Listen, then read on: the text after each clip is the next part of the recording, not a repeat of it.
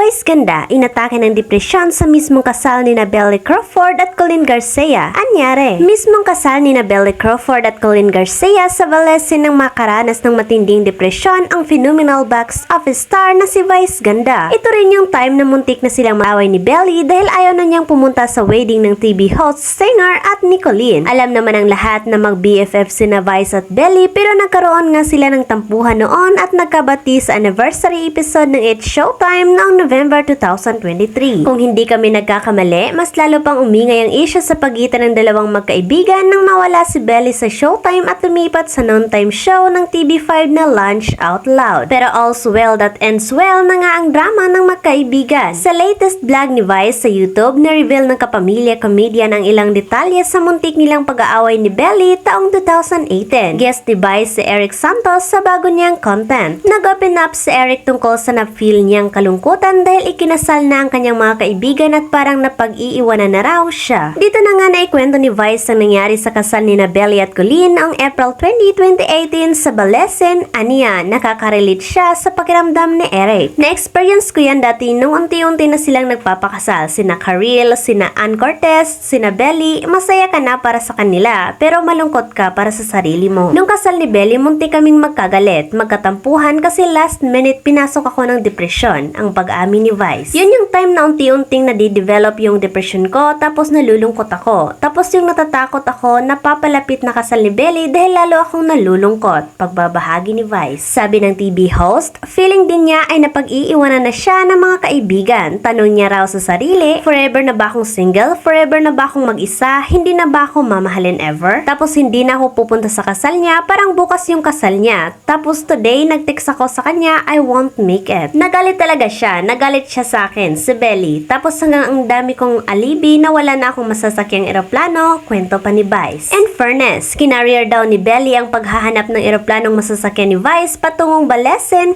inayos niya lahat para lang makapunta ako. Tapos sabi niya, kung ayaw mong pumunta mismo sa wedding, at least nandun ka lang sa Balesen. Kung ayaw mong panoorin yung ceremony, at least doon ka lang Balesen. After the ceremony, sobra na akong nalungkot. Dumiretso na ako sa kwarto, pag-alala pa ni Vice. Kasunod nito, dinamayan daw siya ng celebrity power couple na sina Regine Velasquez at Ogie Alcacid na naroon din sa kasal ni Belly at Colleen. Dito rin daw siya naging super close sa mag-asawa. Say ni Vice, kasi hinahanap nila ako. Tapos sabi nila, si bakla na sa taas, ayaw bumaba, inakyat nila ako. Tapos habang nagdarasal na sila for me at nagkukwentuhan kami, biglang si Regine kailangan ng bumaba kasi kakanta na siya ng araw-gabi. Hindi ko pwedeng hindi marinig si Regine kaya bumaba ako para lang marinig ko si Regine. Ani pa niya. Binalikan din niya ang naging advice sa kanya ni Ogie. Habang buhay ko na di makakalimutan yung sinabi ni Ogie na huwag kang malulungkot, huwag kang matatakot, pilitin mong huwag ma-stress. Pilitin mong labanan yung nangyari sa utak mo kasi sinasabi niya, the mind is the playground of the devil. Sabi niya, ang daming bagay na magagandang mangyayari sa buhay mo, ang daming nagmamahal sa'yo, ang daming pag-ibig sa puso mo na pwede mong i-share. Doon na-develop yung very strong bond and friendship namin nila Regine at saka ni Ogie, sabi ni Vice. Sa pambihirang pagkakataon at hindi inaasahan ng lahat, nagsilbing special guest ng Team Vice ganda, Sayan at Jackie ang dati nilang co-host na sina Belly Crawford at Colleen Garcia kasama ang kanilang anak na si Baby Amari.